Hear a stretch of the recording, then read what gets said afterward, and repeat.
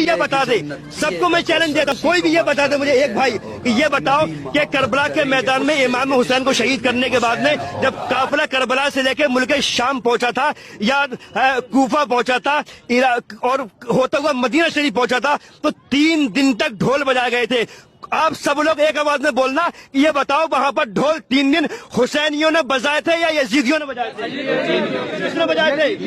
یزیدیوں نے بجائے تھے نا. سب اس بات کو مانتے, جو اس بات کو نہیں مانے صاحب وہ مسلمان ہو ہی نہیں سکتا. یزیدیوں نے ڈھول بجائے تھے. اب جب قافلہ امام حسین کا صاحب لٹا ہوا ملک شام پہنچا یزید کے دربار میں, زینب یزید کے سامنے موجود ہے. یزید نے کیا کہا تھا زینب سے, اے زینب اللہ کا شکر ہے کہ صاحب اللہ نے ہمیں کامیابی دی ہے. یزید اس وقت مطلب وہ بھی اسلام کا ماننے والا تھا, وہ بھی قرآن کی نالج رکھنے والا تھا, قرآن کا حافظ تھا یزید. یزید نے کیا بولا زینب سے, زینب اللہ کا شکر ہے کہ اللہ نے ہمیں کامیابی دی ہے, اللہ نے ہمیں فتح دی ہے. اس فتح کی خوشی کے موقع پر ہم نے جو جنگ جیتی ہے اس موقع پر ہم اعلان کرتے ہیں پورے شہر کے اندر میلہ لگایا جائے اور ہر گھر سے عورت بچے بوڑھے جوان سارے کے سارے اس میلے میں جاؤ, خرید و فروخت کرو. سب کو یہ کرنا پڑے گا. سارے کے سارے لوگ گئے, میلہ لگایا, خرید و فروخت کی. اب مجھے آپ اپنے دل پہ ہاتھ رکھ کے یہ بتاؤ, اگر باقی آقا حسین سے محبت ہے تو یہ بتاؤ کہ وہاں جو میلہ لگایا تھا وہ حسینیوں نے لگایا تھا یزیدیوں نے لگایا تھا؟ یزیدیوں نے لگایا تھا نا میلہ. تو میلہ لگانا کس کا طریقہ ہے, حسینیوں کا یزیدیوں کا؟ یزیدیوں کا. تو میلے کے اندر حسین کے گھر والے گئے تھے یا پھر یزیدیوں کے چاہنے والے گئے تھے؟ یزیدیوں کے چاہنے والے گئے تھے میلے کے اندر خرید و فروخت کرنے کے لیے. اچھا حسین والے جاتے ہی کیوں؟ جب حسین والوں نے سنا نا کہ امام حسین کو شہید کر دیا گیا, لوگ خون کے آنسو رو رہے تھے, خون کے آنسو, خون کے آنسو.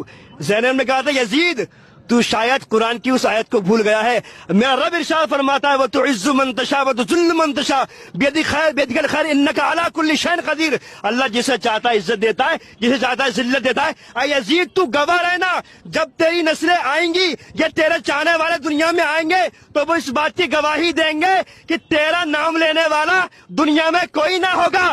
جس ماں کے یہاں بیٹا پیدا ہوگا کوئی یزید نہ رکھے گا اس کا نام. جس ماں کے یہاں بیٹا پیدا ہوگا جو حسین کا ماننے والا ہوگا, ہر ماں اپنے بچے کا نام حسین کے نام پہ رکھے گی. سبحان اللہ, ہے نا. یہ کربلا کے میدان میں زینب نے آواز لگائی تھی یزید کے سامنے. اور یہاں تک بتاتے ہیں جو وہاں پر ایک صحابی رسول تھے, انہوں نے کہا تھا جب زینب بول رہی تھی نا یزید سے تو ایسا لگ رہا تھا جیسے امام علی مقام بات کر رہے ہیں. سبحان اللہ, امام علی مقام بات کر رہے ہیں. ملک شام میں کٹا ہوا قافلہ, لٹا ہوا قافلہ, سب سے اونچا امام حسین کا سر, زین العابدین کا سر, قاسم کا سر, محمد کا سر, ہے نا, اصغر کا سر, اکبر کا سر. ان لوگوں نے سر کی تہ بنا کے اوپر لگایا امام حسین کا سر اور وہاں جا رہے تھے ڈھول بجاتے ہوئے. تو میرے بھائی یہ شریعت نہیں ہے نا. باقی ہم حسینی ہیں تو ہمیں چاہیے ہم نمازوں سے محبت کریں, ہم نمازوں کی پابندی کریں, ہم دین سے محبت کریں. بس ایک ایک کر کے میں آپ لوگوں سے بس یہی جاننا چاہوں گا کہ یہ بتاؤ ہم لوگ مطلب طبیعت پر چلنا چاہیں گے یا شریعت پر چلنا چاہیں گے؟ بھائی شریعت پہ جانا چاہیں گے نا. اور کربلا کے میدان میں کیا امام حسین نماز کو چھوڑا تھا؟ نہیں چھوڑا تھا نا, نہیں چھوڑا تھا. کیا پیغام دیا تھا آخری وقت کربلا کے میدان میں امام حسین نے؟ دین پہ آنچ نہیں آنی چاہیے. سوچے تو صحیح. اچھا ہمارا جب کوئی بچہ ہوتا ہے نا 6 مہینے کا, اور اگر ماں کی دودھ نہ ملنے کی وجہ سے جب وہ روتا ہے تو ماں تڑپ جاتی ہے. ہم کہتے ہیں اپنی بیوی سے جلدی کر دودھ پلا بچے کو, بیوی جاتی دودھ پلانے کے لیے. اب سوچے صحیح, جب حلق پر تیر اصغر کے پڑا ہوگا تو کیا وہ نظارہ ہوگا, کیسا لگا ہوگا امام حسین کو, کتنے تڑپے ہوں گے امام اصغر. ظالموں کو کوئی پرواہ نہیں تھی, انہیں بس جیتنا تھا, انہیں یہ دکھانا تھا کہ صاحب ہمیں جیتنا ہے. اچھا امام حسین آئے بھی کیوں تھے کربلا کے میدان میں؟ ارے 72 اور 22,000 کوئی مقابلہ ہوتا ہے؟ 72 اور 22,000 کا کوئی مقابلہ نہیں ہوتا ہے. وہ صرف لوگوں سے ملاقات کے لیے آئے تھے اور انہیں حق کا پیغام دینے آئے تھے, شریعت مصطفیٰ کے بارے میں بتانے آئے تھے. اگر لڑنے کے لیے آئے ہوتے نا تو آقا حسین کی وہ شان ہے کہ آواز دے تو ساقی کوثر نکل پڑے, نہر فرات خیمے کے اندر نکل پڑے. یہ امتحان صبر تھا, ورنہ میرے حسین انگلی زمین پہ رکھے سمندر نکل پڑے. آقا حسین کی شان وہ ہے. لوگ کہتے ہیں نا, میں تو کہتا ہوں صاحب نکتہ دیتا ہوں کہ یہ کہنا بھی غلط ہے کہ امام حسین کو پانی نہیں ملا تھا. غلط ہے نہیں بھائی؟ بے شک امام حسین اگر چاہتے تو پانی کے کتنے دریا بہ جاتے, دریا بہ جاتے. یہ کہنا بھی غلط ہے کیونکہ یہ معاملہ امام حسین کا نہیں تھا.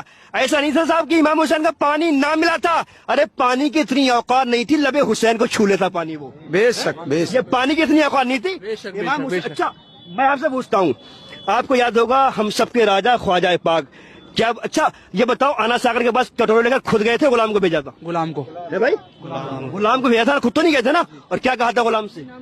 गुलाम से कहा था कि तुझे आना सागर से मतलब कहा था कि तुझे आका ने बुलाया है। हाँ, गुलाम से क्या कहा था कि साहब जाकर बोल देना पानी को कि ख्वाजा ने बुलाया है। गुलाम गया था, प्याला सामने करा, पूरा आना सागर समा गया। और जब गुलामों का ये मामला है तो आंखों का मामला क्या होगा, है ना? तारीख ने बताया कि कभी भी इमाम, बहुत आखिरी बात, अच्छी बात, तारीख ने बताया कि इमाम असगर को ना, जिनके हल्क पर तीर लगा था, उन्हें कभी जमीन पर नहीं बिठाया था इमाम हुसैन ने, कभी गोद में रखते थे, कभी शहरबानो अपनी गोद में, और अली अकबर अपनी गोद में, कासिम अपनी गोद में, जैनब अपनी गोद में। तो इमाम असगर को सब लोग अपने गोद में रखते थे। अगर कहीं वो सो जाते थे तो एक बांधते थे झूला, वो कपड़े का, उसमें ले जाते थे असगर को। कभी जमीन पे ना रखा। हम पूछते हैं आका हुसैन, आपने असगर को जमीन पे क्यों ना रखा? हुसैन की जानी से आवाज आती है, मेरे चाहने वालों सुनो, अगर मैं अपने अली असगर को जमीन पर रख देता और प्यास की वजह से अगर अली असगर अपनी यहीं रगड़ देता तो मीना के मैदान की जो इब्राहिम की सुन्नत थी वो अली असगर यही जिंदा फरमाया था। सुभान अल्लाह, है ना? उन्होंने एड़ी रगड़ी थी, जमजम निकला था, अली असगर रगड़ रहे थे ना तो जन्नत की नहरें निकल आती उसके अंदर। तो हम हुसैनी हैं, हमें काम वो करना है जो आका हुसैन ने हमें करने का हुक्म दिया है मेरे भाइयों। वो काम नहीं करना है जो यजीदियों ने करने का हुक्म दिया था।